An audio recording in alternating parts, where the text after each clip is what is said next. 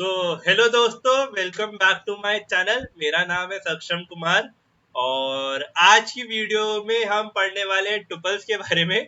थोड़ा यार ये कैमरे का लेटरल इन्वर्जन है ना, तो ऐसा टेढ़ा मेढ़ा होता रहता है। हाँ, तो एक्चुअली आज हम टुपल्स पढ़ने वाले हैं। तो टुपल्स क्या है, वो सेट और लिस्ट की तरह ही होते हैं, बट इनमें एक फायदा भी होता है और नुकसान भी होता है। तो सबसे पहले फायदे की बात कर लेते हैं, बिकॉज इंसान को फायदा ज्यादा जरूरी होता है। तो फायदा ये होता है कि ये लिस्ट और सेट की कंपैरिजन में कम स्पेस लेते हैं, बहुत कम स्पेस लेते हैं अगर बिट्स में देखा जाए। तो क्या होता है, प्रोसेसिंग फास्ट हो जाती है बिकॉज हमारी स्पेस भी बढ़ जाती है। अगर स्पेस कम ले रहे हैं तो टाइम भी बहुत कम लेते हैं प्रोसेसिंग में। कि अगर आपको कुछ भी ऑपरेशन करना है, जैसे कोई बड़ा डेटा सेट है और टुपल्स में सेव करवा दिया, तो वो जल्दी प्रोसेस हो जाएगा रेदर देन अगर हम इस पूरे को लिस्ट में करेंगे तो वो इतना जल्दी प्रोसेस नहीं होता है। तो वो भी हम देखेंगे नोटबुक में कि साइज और टाइम का क्या फर्क आता है।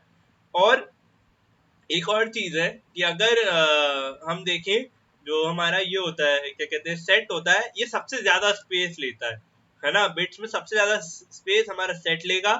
फिर आता है हमारा जो क्या कहते हैं लिस्ट होता है, और उसके बाद हमारा सबसे कम स्पेस टुपल्स देता है। और टाइम कॉम्प्लेक्सिटी में सबसे कम टाइम हमारा टुपल्स ही लेगा अगर कोई ऑपरेशन हो रहा है। बट अब नुकसान की भी बात कर लेते हैं। इसका नुकसान ये होता है कि ये इम्यूटेबल होता है। तो इम्यूटेबल होने के कारण क्या होता है कि आप कोशिश करते हैं कि ये इम्यूटेबल है, तो इम्यूटेबल होने के कारण इसमें कोई भी चीजें हम डिलीट, इंसर्ट, अपडेट ये सब नहीं कर सकते। बिकॉज एक बार जब टुपल डिक्लेयर हो गया, उसमें जो आइटम्स डाल दिए तो वही आइटम्स रहेंगे। आप उसमें बाद में कोई ऑपरेशन करके कुछ ऐड करना चाहते हो, वो नहीं हो सकता। लेकिन हाँ, जैसे सेट पे इंडेक्सिंग नहीं थी, इसमें इंडेक्सिंग होती है। और इंडेक्सिंग के थ्रू आप कॉल कर सकते हो अपने जो भी आपने आइटम्स डाले इसमें। तो चलिए स्टार्ट करते हैं और देखते हैं। तो हम आ गए हैं अपने पाइथन क्लास के फोल्डर में। यहाँ पे न्यू में जाते हैं और एक पाइथन नोटबुक बना देते हैं। ठीक है, ये जुपिटर नोटबुक बना दी इसने। ठीक है, यहाँ पे इसको नाम दे देते हैं ट्रिपल्स। ट्रिपल्स हो गया इसका नाम।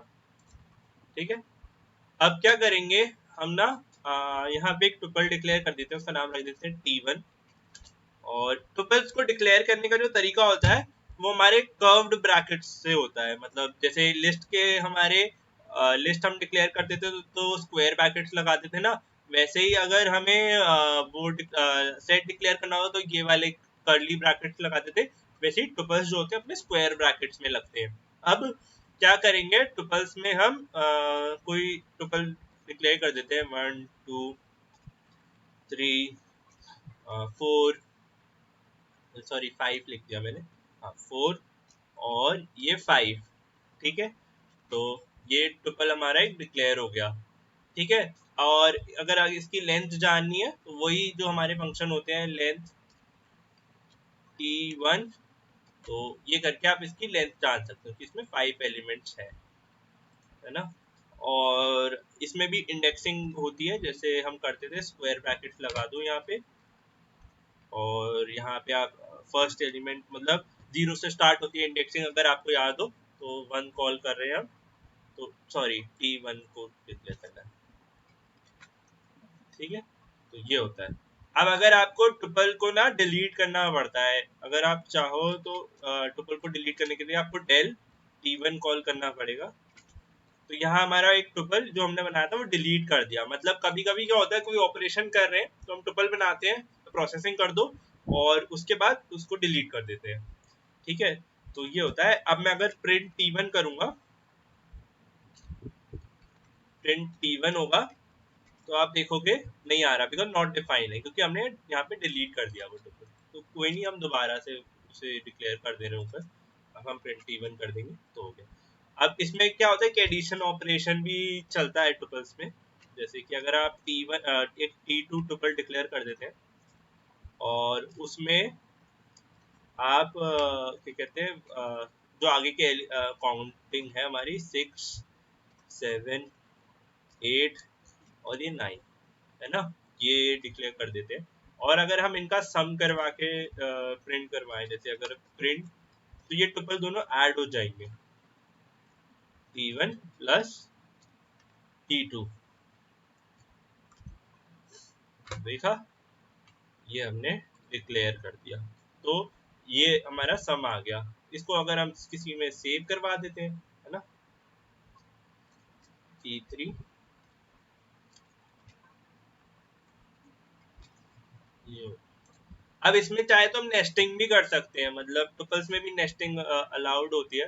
जैसे अगर आपको नेस्टिंग करनी है तो आप एक T4 डिक्लेयर कर दो और उसके अंदर अपना ये T1 कॉमा T2 ये डिक्लेयर कर दो। तो अगर आप T4 प्रिंट करवाओगे, T4, तो आप देख रहे हो ये नेस्टेड टुपल हो गया, कि मतलब एक टुपल के अंदर एक और टुपल है। और इसके अगर आपको एलिमेंट्स जानने हैं तो वही इंडेक्सिंग होती है जो हमने लिस्ट में देखी थी, कि अगर मेरे को इस वाले टुपल से जानना है, तो ये टुपल जो है वैसे तो फोर्थ में नंबर 1 है इंडेक्सिंग पे, अब मुझे 7 देखना है, तो 7 भी इसकी 1 पोजीशन पे है ना, तो हम देखेंगे तो यहाँ 7 आ गया, है ना। तो ये इसमें भी ये नेस्टिंग आप कर सकते हो टुपल्स में। अब जो मेन चीज थी कि हम कह रहे थे कि साइज का फर्क आ जाता है, तो वो देखते हैं एक बार। तो पहले एक बार T3 यहाँ डिक्लेयर कर देते हैं।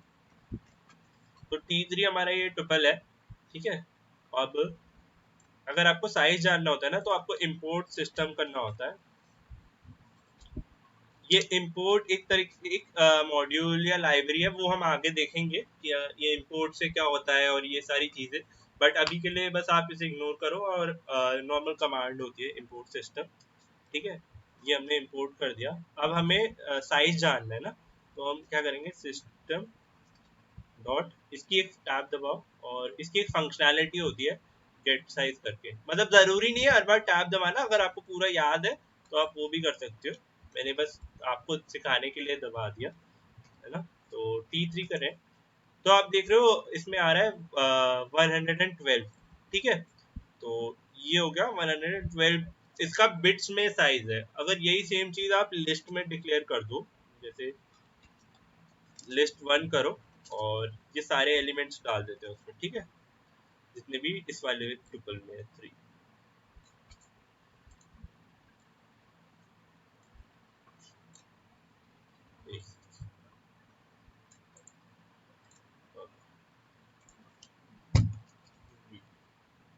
तो यहाँ तो एक लिस्ट में हमने सारे एलिमेंट डाल दिए, ठीक है। और अब क्या करेंगे ना, अब जरा इसका साइज जानते हैं, जो हमने लिस्ट डिक्लेयर करी है उसका साइज जानते हैं। कॉपी भी, और यहाँ पे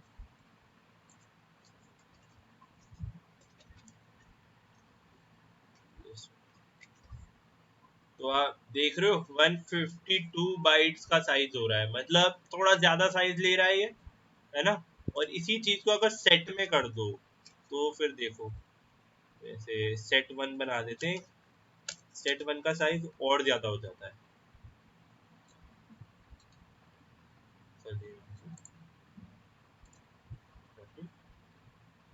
कंट्रोल V, ठीक है।